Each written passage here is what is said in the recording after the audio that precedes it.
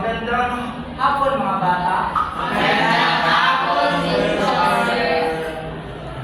Bago natin simulan ang aralin sa araw na ito, maaari po bang magsita yung lahat para ating tulungan.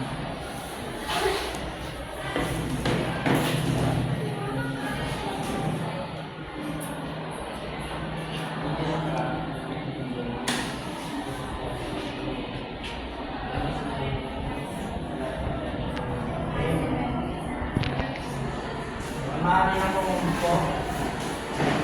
Aralin sa araw na to, sino nang nakalala yung mga tinuro kahapon? Tungkol sa halaman po, sir. Okay. Maraming salamat. Very good. So ngayon, ang tatalakayin natin sa araw na ito ay tungkol naman sa pag-aalaga ng mga hayop. At may ipapakita ko sa inyong picture at sasabihin nyo lang kung meron kayong alaga nito sa inyong bahay o at kung ano itong picture. Ito. Ano po ito? Aso. Sim. Labi. Sa Tagalog, ano ito? Aso pala po. Galing naman. At ito, pangalawang larawan. Ano ito? Gawa po. Galing naman. Pangatlong larawan. Kailan ba?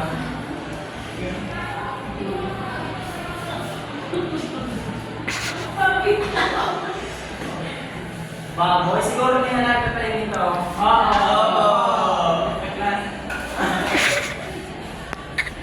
At pang-apat na larawan, sinong meron ito? Ito. Chicken. Chicken. Asa? Huling larawan ay? Chicken. Ibon. Kalapate.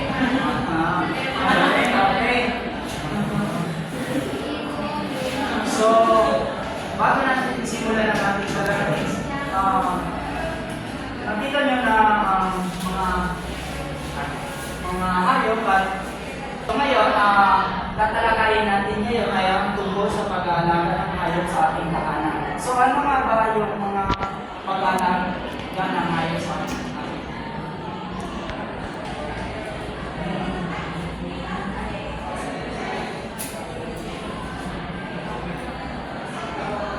Magbasa. Student.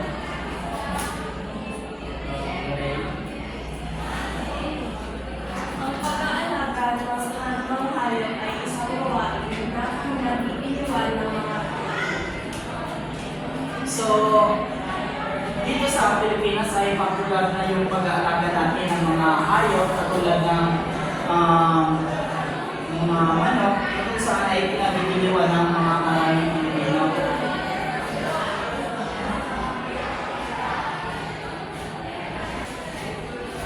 So, ngayon, paano sila alagaan? Kaya natin ngayon kung paano sila alagaan. Ang una ay ang manok. Sino gusto mo basa? Ang pagmamanok ay isang popular na gawain sa Pilipinas. Una, kailangan ng tulungan. Pangalawa, pagkain. Pangatlo, inumin tubig. At pang-apat, alamin kung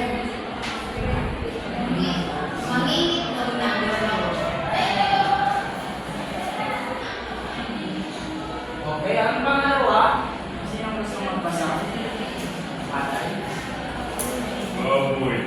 Isa rin ang pagunahing halaga ng mga tao. Dapat may sarili tulungan, pagkain, naligparan araw-araw. Hindi isa na tulungan araw-araw. Dapat may gamot ang araw baboy. Okay, very good. Okay, pangatlong hayop, pagkibasa kung paano talaga. Paano ka saan? Ako na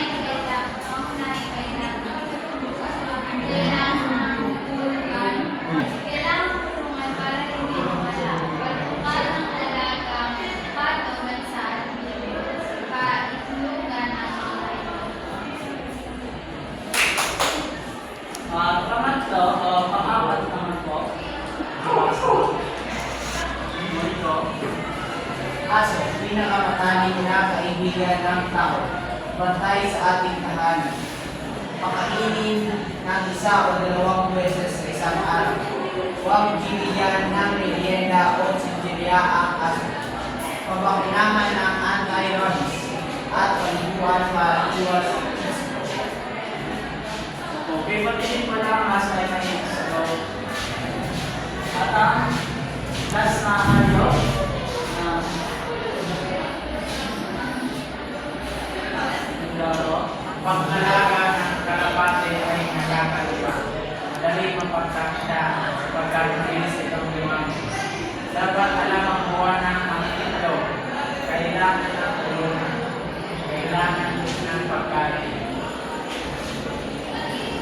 So ngayon, tapos na ang ating malakayan kung paano alagaan ng sinabi dito kung paano alagaan ng mga iba't ibang hayop o pamamaraan kung paano mas maalagaan o kung paano makainin ng tama sa araw-araw. So ngayon, mayroon na lang akong group activity na papagawa sa inyo. Karaniwan yung hapon. Kaya dito sa apat na grupo at pamimili kayo ng isang hayop na nabangito sa tangkay. Gawan ko ng isang bila-bilaan kung paano alagaan ng hayop. So nakita ninyo, bibigyan ko kayo ng 10 minuto para may isipan nyo ang bila-bilaan. Narito ang criteria para sa bila-bilaan.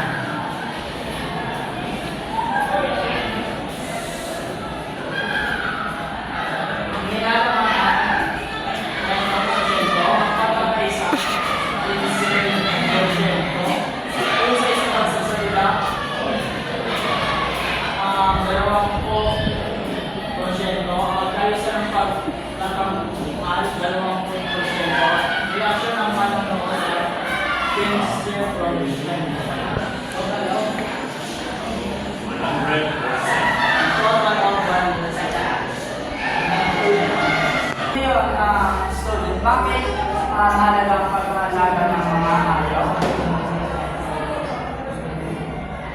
Sir, mahalaga ang pag-aalaga ng mga hayop para mas para maging maayos ang kanilang buhay at bigyan sila ng maganda Okay. Maraming salamat, student. Ngayon, anong natutunan niyo sa aralin na ito? Ang natutunan ko sa araw na ito ay kung paano alagaan. Maraming salamat sa inyong pakikinig. Kaya, mga halimbawa na tayo na mga alagaan sa ating kahanahan, kaya ba nagpunta dito ang iyong napili? Aso po sapagkat madali po silang alagaan tapos maamo. Mga katulad niyo. Sino pa? Pinyamora? Anong gusto mo alagaan na hayop?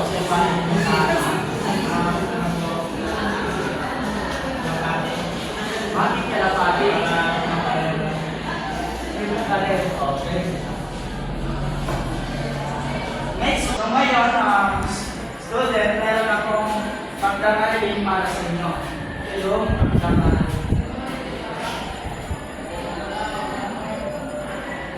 Magsulat ng kwentong pahayag tungkol sa inyong paboritong alagang hayop sa bahay at ikwento kung paano ninyo ito alagaan sa inyong tahanan.